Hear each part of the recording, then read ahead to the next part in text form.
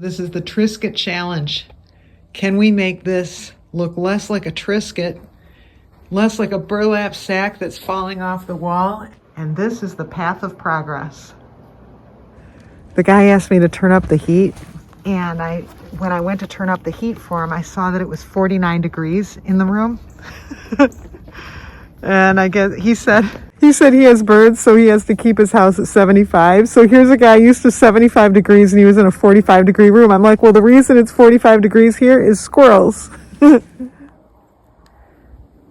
I have no idea how removing something so ugly can make something drab. Like, it's actually more drab. He's not done. He had back issues and said, I'm going to go home for the day. And I said, that sounds good. So he's going to come back, or so he says.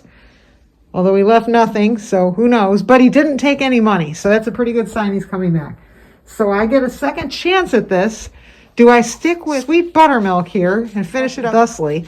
Or do I go get some other zero VOC paint, if I can, and something less god-awful? I don't know, maybe it's not god-awful, but it sure is boring. Like, I don't know. And then I'll get some wall plates or whatever that don't have burlap wallpaper on them. And I'm going to cut that thing, or he is. Somebody's going to, or at least something up to 1980 standards. It looks better here than it does in real life. Maybe it will look better when it's done. Like, because in real life, when I look, I'm seeing this. And I'm like, God, this looks worse than before. But it doesn't really look worse. It just looks very boring, and I expected it to be really cool.